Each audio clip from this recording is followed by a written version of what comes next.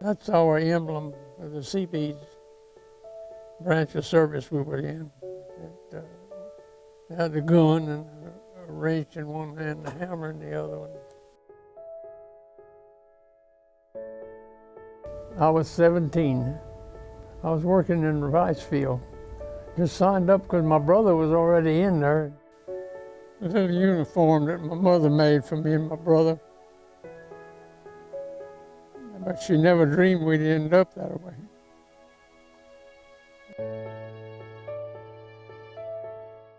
We had to go to New Orleans and take a physical, and then we came back home. We had to go to San Diego for boot camp. Thousands of individual workers, now forged into one great military organization, pass in review with their motorized weapons, infused with the Seabee spirit. We build, we fight. Seabees of the Navy, we can build and we can fight. We'll pave a way. We never was into battle, we just followed it and worked on airstrips and to keep it going. We cleared up airstrips and built docks and just we maintained what they tore up, taking the place over. As long as it was daylight and you could see, we had to work because they didn't have anything set up, no city lights or nothing. That was all cleaned off. It was hot and mucky, and rained ever so often. You'd see a rain coming, and before you could get out of it, it done went by, and you was just standing there wet. We just built the buildings and stuff for the bomb to tear up to see how much damage it'd do. It was just a while in there and out. We weren't around when the bomb went off. They were going on the invasion to take over Japan, but they dropped the bomb before we got there, so that ended it. We'd done the plowing and then planting, and then when it got up so big we had to irrigate it. So we started the irrigation process, and then when it got a certain age and the heads turned down, we'll drain the water off. And when it was good and dry, we cut it and thrash it. I didn't know too much about the war. I mean, we didn't get the paper or nothing. And where I was staying, no electricity, no nothing, so we weren't well communicated. The postman had been looking for me, but I was in a little camp at Gillis. We was working up there, and we had no lights or nothing. And I don't know why I come to town for something, and I met the postman, and he said, "I got a letter for you." And he pulled out this big brown envelope and handed it to me, and it had U.S. Navy on it. I said, "Well, that's not good."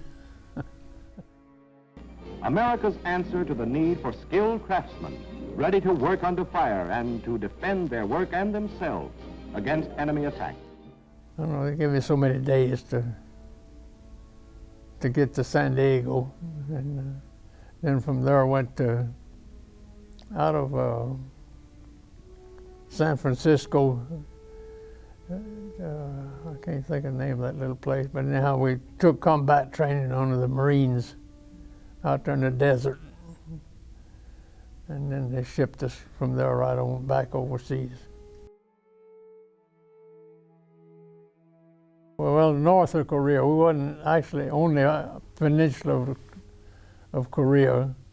It was a little island off on the side, and we put up a radio station for the Army communications.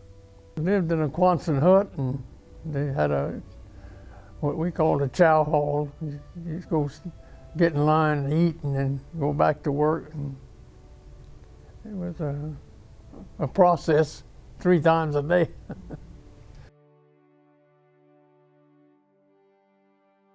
I drove that truck, but I won't tell y'all.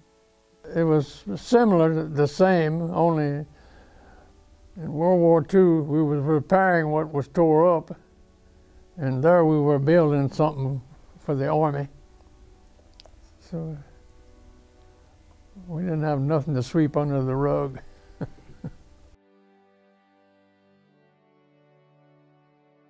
Two planes following each other back, and the plane behind us, they shot it down. I don't know where.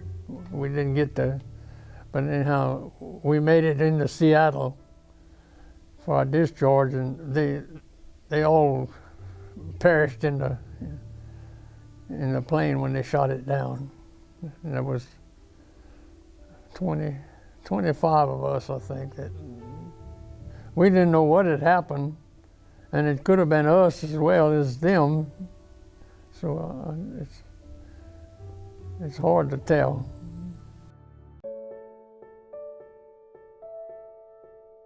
I was a carpenter, and we just followed jobs around, working on here and there, and I finally we worked on that bridge out there in the lake, the 210, and that was almost as cold as Korea, 150 feet up in the air, and we worked that road all the way into Jennings, and then I left there, and I started building houses for my friends and neighbors, and I never did go back on big construction. I just retired off of that.